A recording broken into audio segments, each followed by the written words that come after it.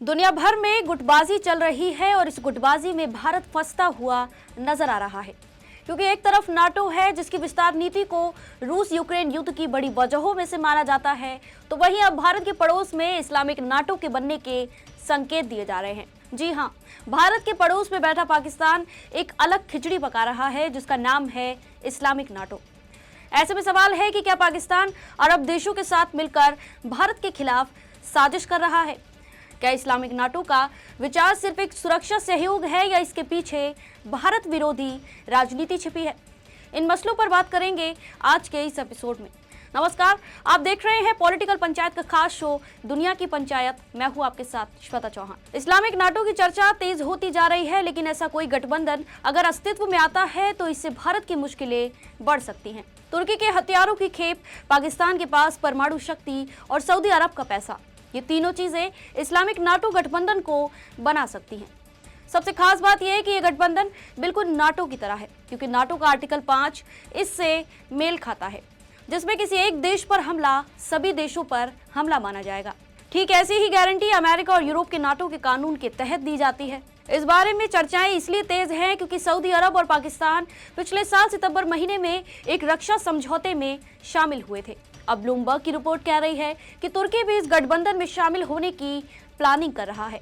बता दें कि रियाद और इस्लामाबाद के बीच यह सुरक्षा व्यवस्था नॉर्थ अटलांटिक ट्रीटी ऑर्गेनाइजेशन के आर्टिकल 5 के जैसी है, जिसमें सामूहिक सुरक्षा की गारंटी दी जाती है। एक्सपर्ट्स ने इस संभावित गठबंधन को इस्लामिक नाटो नाम दिया, पर यहां जान लेने वाली बात यह है कि इस्लामिक नाटो कोई ऑफिशियल नाम नहीं है। ऐसे में कयास लगाए जा रहे हैं कि तुर्की संभावित इस्लामिक नाटो का सबसे महत्वपूर्ण स्तंभ बन सकता है। इसमें भी सबसे दिलचस्प एंगल यह है कि तुर्की न केवल नाटो का सदस्य है, बल्कि अमेरिका के बाद नाटो में दूसरी सबसे बड़ी सेना भी रखता है।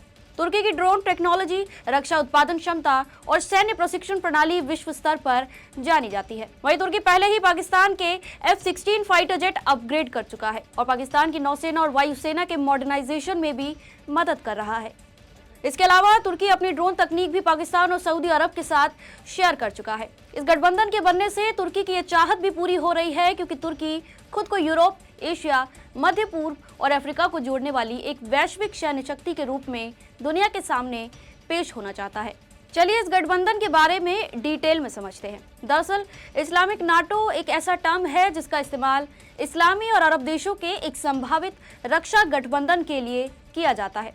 पिछले साल सितंबर में मिस्र ने अरब लीग और ऑर्गेनाइजेशन ऑफ इस्लामिक कोऑपरेशन की तरफ से आयोजित एक आपातकालीन शिखर सम्मेलन में अरब देशों के लिए NATO style joint task force की सिफारिश की थी। जब 6 सदस्य वाला गल्फ कोऑपरेशन काउंसिल बना था, तब साल 2000 में हस्ताक्षरित संयुक्त रक्षा समझौते के उस प्रावधान का पालन करने का वादा किया था, जिसमें कहा गया है कि किसी एक सदस्य देश पर हमला सभी पर सामूहिक हमला माना जाएगा। बताते चले कि इस गल्फ कोऑपरेशन काउंसिल में Bahrain, Kuwait, Oman, Qatar, Saudi Arabia संयुक्त अरब अमीरात शामिल हैं। पर यह गठबंधन भारत के लिए चिंता का कारण बन सकता है। पिछले साल जब भारत ने पाकिस्तान के खिलाफ ऑपरेशन सिंदूर चलाया था, तब भारतीय अधिकारियों ने खुलासा किया था कि ऑपरेशन सिंदूर के दौरान पाकिस्तान ने तुर्की निर्मित ड्रोन का इस्तेमाल किया। ऑपरेशन सिंदूर के बाद अंकारा ने पाकिस्तान को सपोर्ट भी जताया था। इतना ही नहीं, तुर्की के विदेश मंत्रालय ने भारत की आक्रामक कार्रवाई की निंदा करते हुए कहा था कि इससे पूर्णकालीन युद्ध का खतरा बढ़ गया है। वहीं दूसरा एंगल ये है कि तुर्की और पाकिस्तान के बीच खास सैन्य रिश्ते हैं। पाकिस्तान की नौसेना के लिए तुर्की अभी कॉर्वेट वॉरशिप्स बना रहा है और उसने पाकिस्तान के दर्जनों F-16 लड़ाकू विमानों को अपग्रेड भी किया है। ब्लूमबर्ग की एक पुरानी रिपोर्ट कहती है कि तुर्की पहले से ही पाकिस्तान और सऊदी अरब के साथ ड्रोन तकनीक साझा कर रहा है और अब चाहता है कि ये देश उसके कान 5th generation fighter jet program में भी शामिल हो। ऐसे में इन मुस्लिम देशों के बीच एक व्यापक सुरक्षा गठबंधन बनना असल में भारत और इजराइल के अलावा और भी देशों के लिए बड़ा खतरा है। इस बात में भी कोई शक नहीं कि यह पाकिस्तान की भारत विरोधी कूटनीति का हिस्सा है, पर ऐसा नहीं है कि भारत ने इस संकट को पहले नहीं पहचाना। भारत भी ग्रीस और साइप्रस के साथ नजदीकी बढ़ा रहा है। वहीं रूस के साथ अच्छे रिश्ते और इजराइल के साथ हुए समझौते भारत की इसमें मदद कर सकते हैं। भारत और इजराइल भूमध्य सागर क्षेत्र में अधिक तालमेल बिठा सकते हैं। पर अब देखना यह होगा कि अगर इस्लामिक नाटो जैसा कोई गठबंधन आकार लेता है तो उसमें पाकिस्तान की भूमिका भारत की सुरक्षा के लिए किस हद तक चुनौती बनती है। आज की खबर में बस इतना ही। आप देख रहे थे पॉलिटिकल पंचायत का खास शो दुनिया की पंचायत।